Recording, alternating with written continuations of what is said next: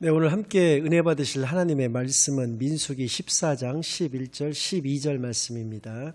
구약 218쪽에 있는 민수기 14장 11, 12절 말씀 제가 봉독하여 올려드리겠습니다. 여호와께서 모세에게 이르시되 이 백성이 어느 때까지 나를 멸시하겠느냐? 내가 그들 중에 많은 이적을 행하였으나 어느 때까지 나를 믿지 않겠느냐? 내가 전염병으로 그들을 쳐서 멸하고 내게 그들보다 크고 강한 나라를 이루게 하리라. 아멘.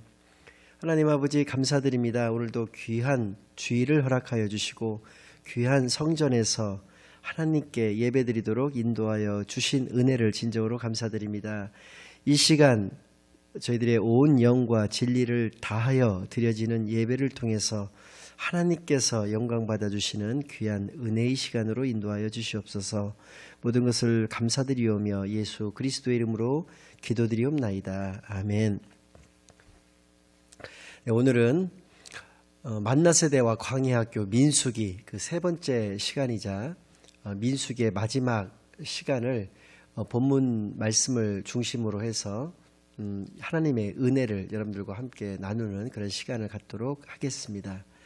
먼저 첫 번째로 우리가 알아볼 내용은 이스라엘 민족은 그들 스스로의 힘으로 구원받은 것이 아니라 전적인 하나님의 도우심과 인도하심, 즉 전적인 하나님의 은혜로 구원받았다고 하는 사실입니다. 그것은 우리가 요즘 요사이 살펴보고 있는 모세 오경에 나타나 있는 세 가지 모습을 통해서 잘 알 수 있습니다. 첫 번째는 출애굽의 과정입니다. 하나님은 모세를 통하여 애굽에 10가지 재앙을 내리십니다. 그 중에서 10번째 재앙은 유월절 어린 양의 피를 문 임방과 문 설주에 바른 집은 하나님께서 보내신 죽음의 사자가 오바패스를 하는 것이고, 그 피를 그 문에 바르지 않은 집은 죽음의 사자가 그 집에 들어가서 장자는 말할 것도 없거니와 가축에 처음 난 것까지도 다 죽이시는 그러한 재앙을 통해서 애굽의 바로가 두 손 두 발 다 드는 백기를 들게 되고, 그로 인해서 이스라엘 민족들이 출애굽을 하게 되었다라고 하는 것입니다. 이 과정 속에서 이스라엘 민족들이 했던 것이라고는 짐 싸서 나갔다 애굽을 나간 것밖에는 없었다는 것입니다. 10가지 재앙을 내리신 분도, 그리고 그 바로의 마음을 움직이신 분도 모두 하나님이 하셨다고 하는 것을 우리가 알 수 있고요. 두 번째는 40년간의 광야 생활을 하나님께서 인도하셨다는 것입니다.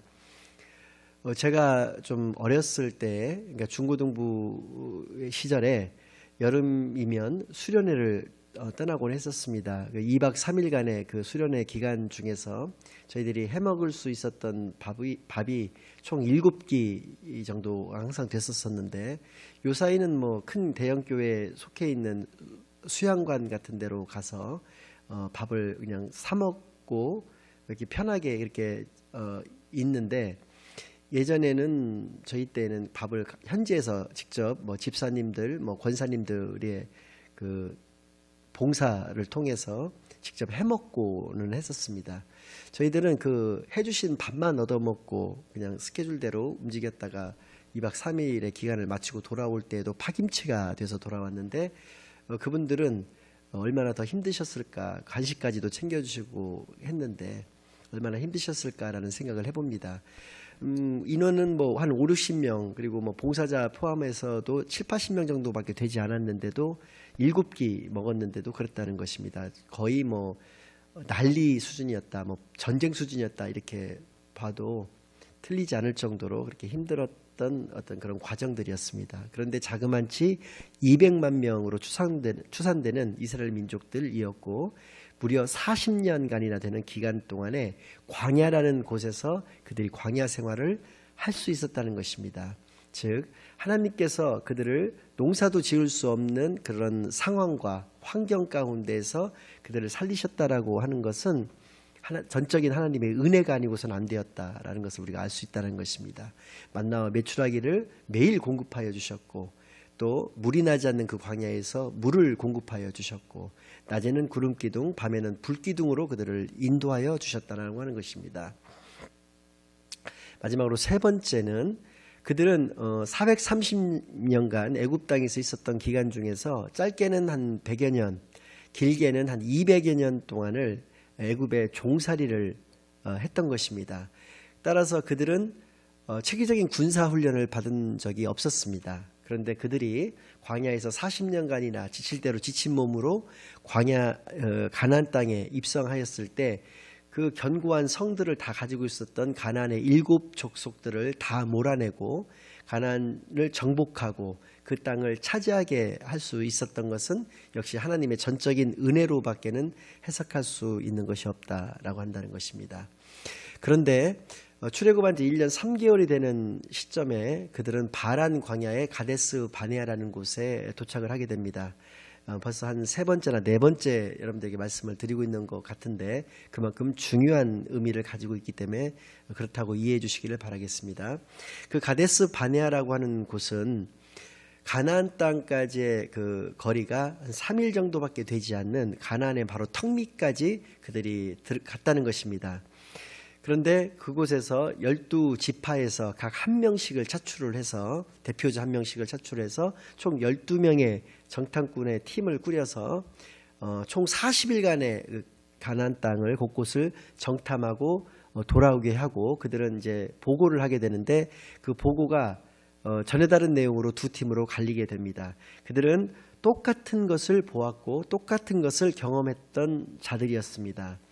그런데 세상과 환경을 바라보고 그에 맞는 보고를 했던 10명의 정탐꾼 팀과 하나님과 하나님의 언약을 붙잡고 그에 맞는 보고를 했던 2명의 정탐꾼 팀으로 두 팀으로 갈리게 된다는 것입니다.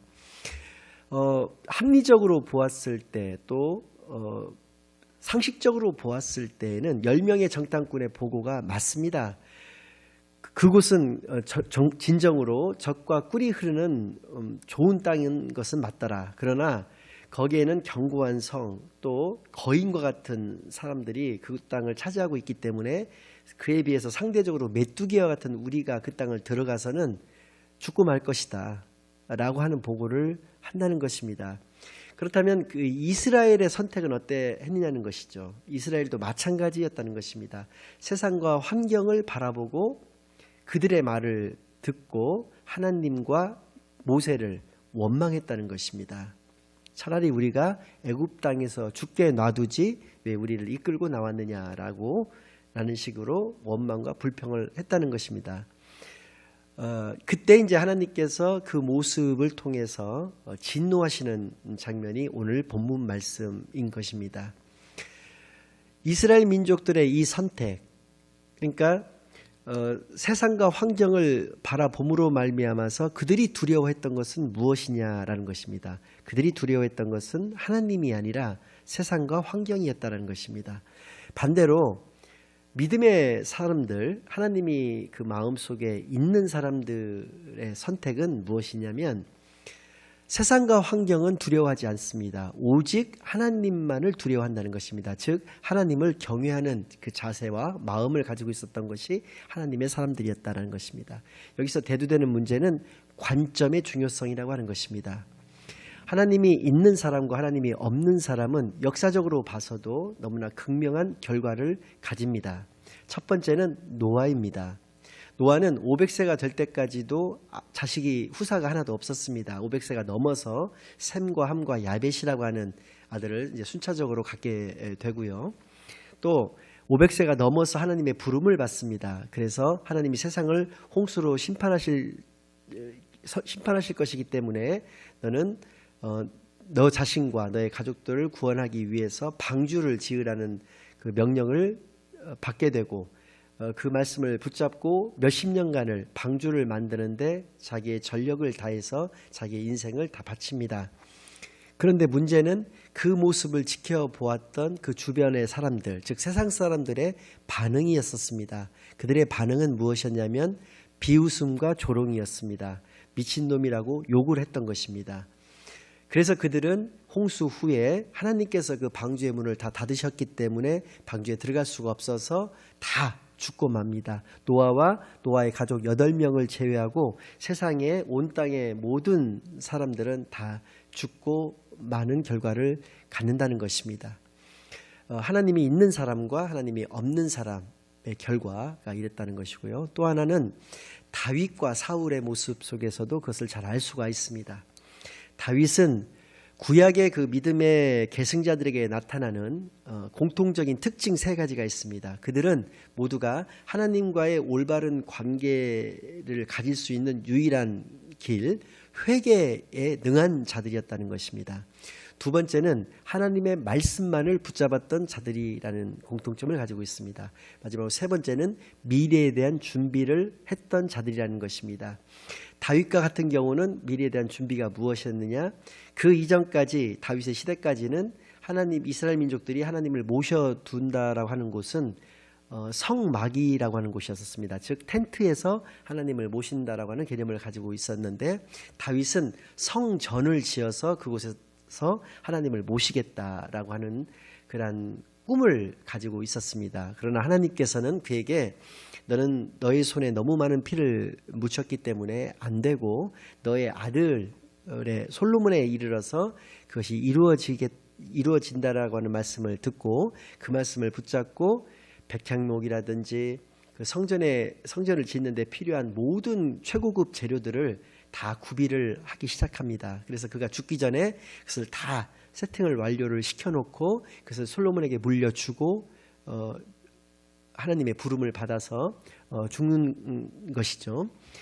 그렇게 그는 그 하나님의 영광을 위한 그 미래를 준비를 했다는 것입니다. 하나님의 나라를 이루기 위해서 그렇게 후대를 생각을 했다라고 하는 것이죠. 모세도 마찬가지였습니다. 모세도 자기가 죽은 이후로 이스라엘 민족들이 이끌어갈 여호수아라고 하는 그 걸출한 지도자를 세워놓고 그 후계자를 세워놓고 죽음을 맞이했다는 것입니다. 그렇게 믿음의 선진들은 다 미래에 대한 하나님 나라를 이루어갈 미래에 대한 어떤 대비를 다 가졌다는 것이죠. 이것이 신약에 들어와서는 조금 같은 그 내용이지만 조금 다른 형태로 나타나는 것이 회개는 회개 그대로입니다.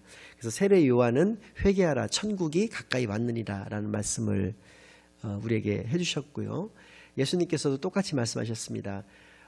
예수님께서 이 땅에 육신으로 오셨기 때문에 그 예수님을 영접하고 맞이하기 위해서는 하나님과의 올바른 관계가 회복되어져야 되기 때문에 똑같은 말씀을 하신 것입니다. 회개하라 천국이 가까이 왔느니라 라고 하는 말씀을 우리에게 주셨다라고 하는 것이죠. 그래서 회개는 회개로 그대로 이어져 내려옵니다. 말씀은 복음으로 좀 더 구체화되고 정확하게 바뀝니다. 그러니까 예수가 그리스도시다고 하는 그 복음이 하나님 말씀의 축약이고 농축이기 때문에 핵심 포인트이기 때문에 그것으로 정리가 되는 것이죠. 쉽게 얘기해서 하나님의 말씀의 총정리는 복음이다라는 것으로 이렇게 바뀌게 된다는 것이고요. 마지막으로 미래에 대한 준비는 전도의 형태로 바뀌었다라고 하는 것입니다. 너희는 가서 모든 족속으로 제자를 삼아 아버지와 아들과 성령의 이름으로 세례를 주고 내가 너에게 분부한 모든 것을 가르쳐 지키게 하라. 볼지어다 내가 세상 끝날까지 너희와 항상 함께 하느니라. 이렇게 말씀을 우리에게 해주셨다는 것입니다. 세계 복음화의 사명, 그것을 이루기 위해서 우리들은 힘써 하나님의 나라를 이루기 위해서 노력한다는 것이죠. 회개와 복음과 전도의 삶으로 우리 성도의 삶을 살아갈 것을 하나님께서 말씀하셨고 그렇게 실제로 우리가 살아가고 있다라고 하는 것입니다. 근데 다윗은 이미 구약의 시대에 이렇듯 이러한 모습을 가졌었기 때문에 하나님의 마음에 가장 합한 자라고 하는 그런 평가를 받을 수가 있었고, 그래서 마태복음 1장 1절 말씀에 아브라함과 다윗의 자손 예수 그리스도의 계보라라고 하는 말씀으로 신약성경이 시작되고 있는 것을 우리가 볼 수 있습니다.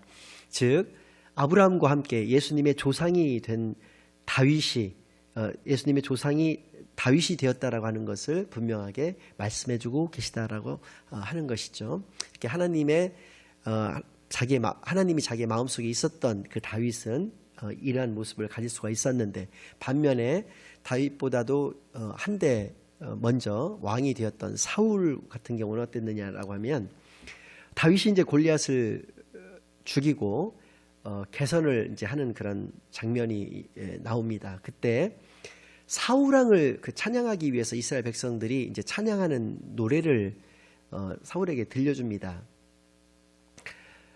그 노래가 무엇이냐면 사울이 죽인 자는 천천히요 다윗이 죽인 자는 만만이라 라고 하는 찬양을 하게 되는데, 그들은 별다른 의미 없이 그렇게 찬양을 한 것입니다.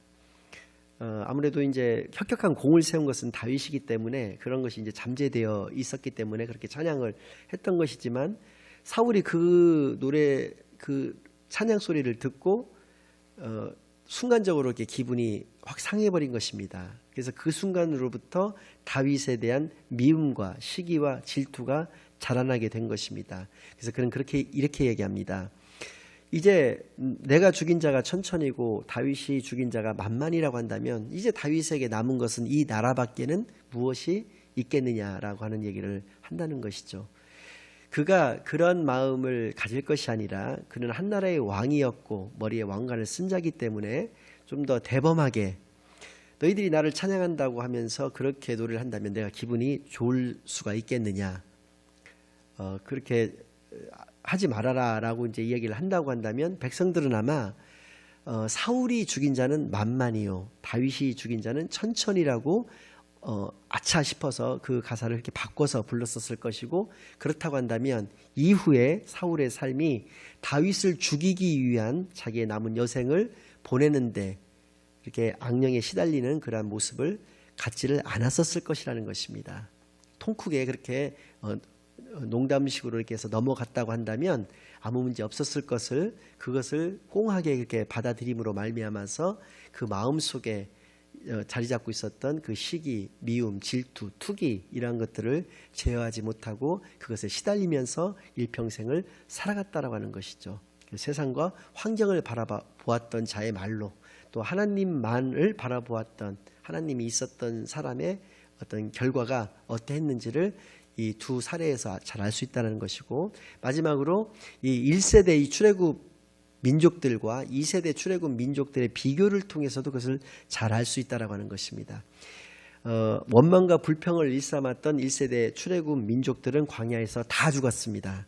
그러나 2세대 출애굽 민족들은 파이오니아가 돼서, 그러니까 개척자가 돼서 아무도 가보지 않았던, 그 세대에서는 아무도 가보지 않았던 그 가나안 땅에 들어가서 한 번도 치러보지도 않았던 그 전쟁에 모두 승리하면서 그 가나안의 7족속을 다 몰아내고 가나안 땅을 정복해서 차지하는 그 결과를 가져왔다는 것이죠.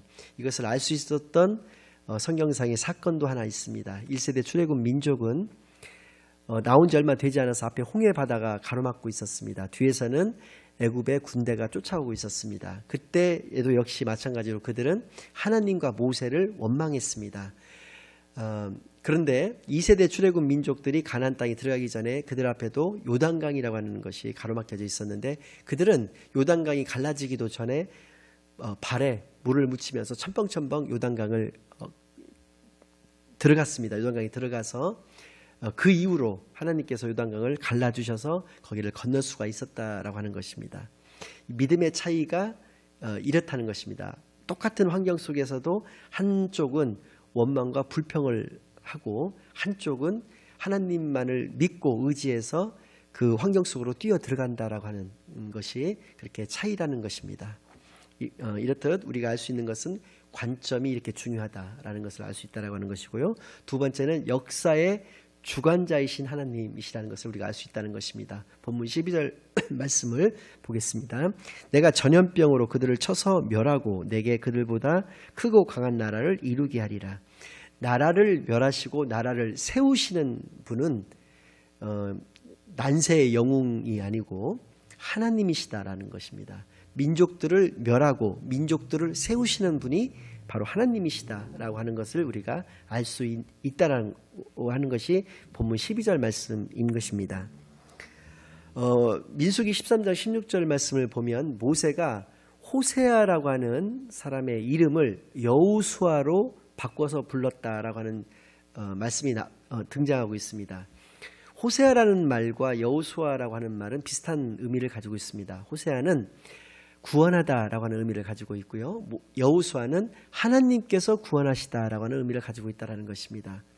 호세아라는 이름을 가지고 이스라엘의 지도자가 되었을 때에는 이스라엘 민족들은 자신들이 스스로의 힘으로 자신들을 구원한 것으로 그 호세아라는 이름을 부르고 생각할 때마다 그럴 수밖에 없다라는 것이죠. 그러나 여호수아라고 하는 이름으로 불리워지고 그 여호수아라는 이름을 생각할 때마다 그들은 하나님께서 우리를 구원해 주셨다라고 하는 것을 늘 기억할 수 있다라고 하는 차원에서 모세가 그렇게 호세아의 이름을 여호수아로 바꿔서 그를 후계자로 삼았다라고 하는 것, 그것을 통해서도 우리가 역사를 이루어 가시고 이끌어 가시는 분은 바로 하나님이시다라는 것을 알 수가 있다라는 것이고요. 구원은 오직 하나님이 하실 수 있다라고 하는 것을, 그리고 구원은 하나님의 고유 영역이다라고 하는 것을 우리가 잘 알 수 있다라고 하는 것입니다.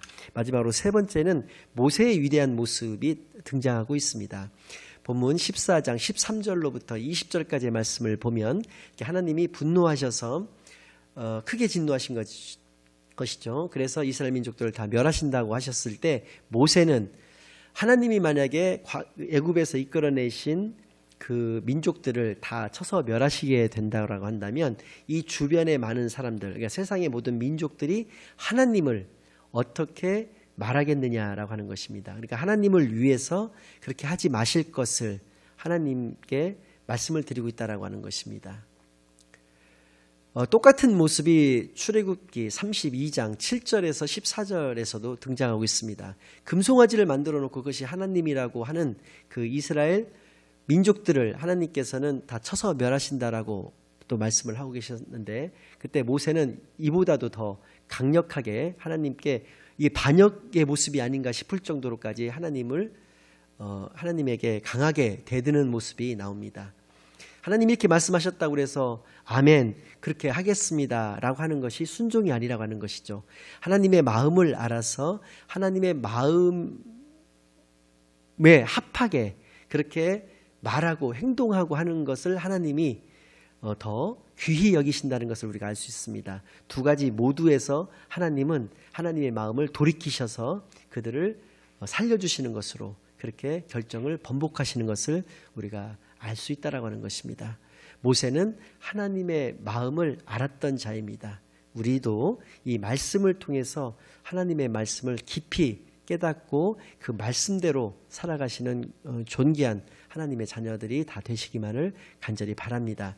결론을 말씀드리겠습니다.